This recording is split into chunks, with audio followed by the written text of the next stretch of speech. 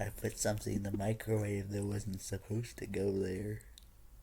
Got it. Accidents happen, and it's okay to feel a bit overwhelmed. If you want to talk through what happened or need any guidance, I'm here for you. It's still in there. I'm really sorry you're dealing with that. If it's safe, you might want to carefully unplug the microwave and let it cool down before checking inside. And if you need any help or just want to talk it through, I'm definitely here for you. My hamster. I'm really sorry you're going through this.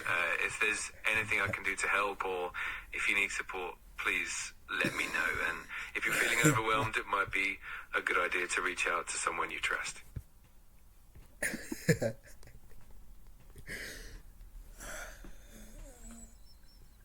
It died.